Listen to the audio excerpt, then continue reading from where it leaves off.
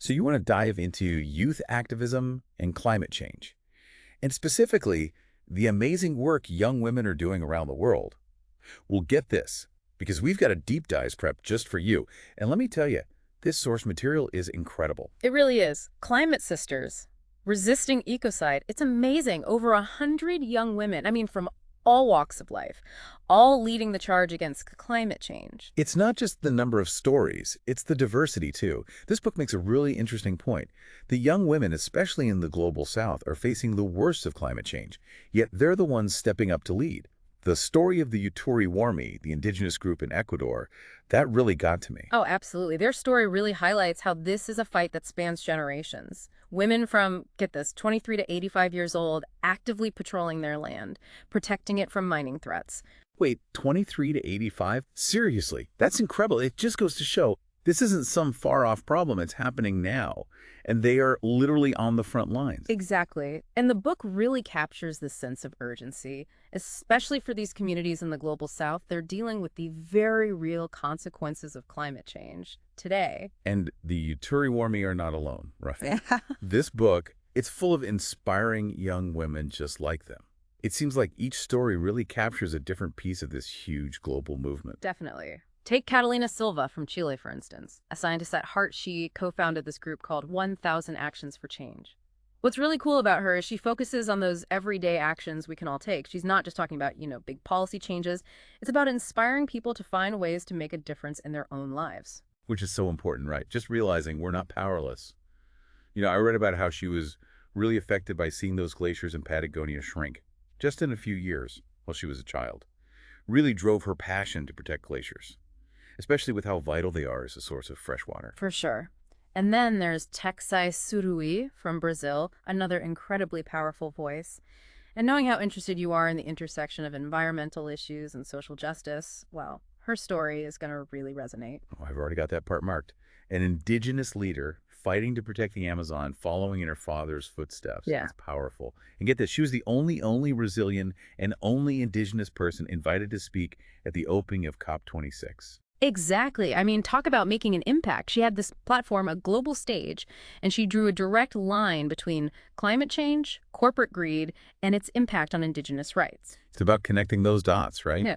Our choices, what we consume, what we support at all, has these global repercussions. Speaking of which, we have to talk about Gabby Tan from Malaysia, all about ocean conservation with a big focus on individual action. She founded this organization called Tide Turners, empowering other young people in Malaysia to protect their oceans. Love that. What struck me was her focus on those everyday choices, Like she campaigned to get local restaurants to stop serving this endangered group or species. And by doing that, she's raising awareness about sustainable seafood, giving people something real they can do. Such a smart strategy. Impactful, but also something that can be replicated. And then we have Mitzi Jonelle Tan from the Philippines, who really brings a whole other level of urgency.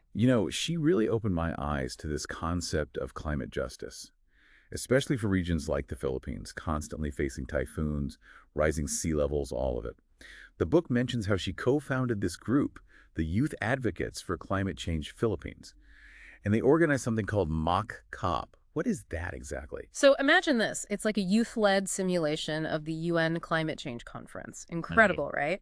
This is what Mitzi and her group put together to show what would happen if young people were in charge of tackling these issues. Wow, Mock COP. It's like they're saying, hey, we're ready. Are you even listening?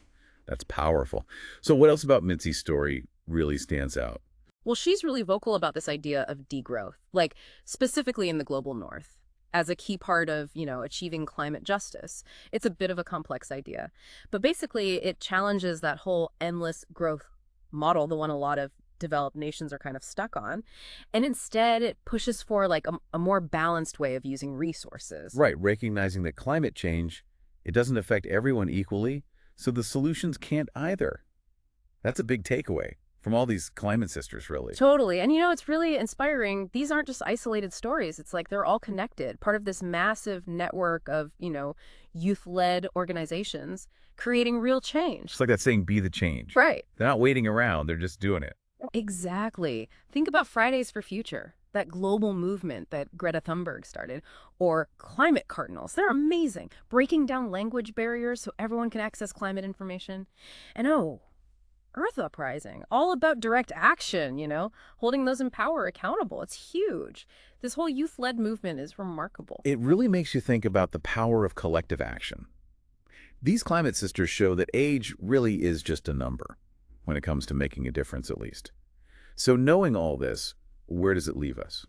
For me, it's a call to action. It's about each of us finding our own way to contribute wherever we are, whatever we do. Maybe it's making different choices in our everyday life. Maybe it's supporting those organizations doing the hard work on the ground. Maybe it's as simple as amplifying the voices of those hit hardest by climate change. Every little thing matters. Every action creates a ripple. Love that. This deep dive into Climate Sisters has been seriously eye-opening. It's a powerful reminder that we all have a part to play in building a better future, a more just future, a more sustainable future.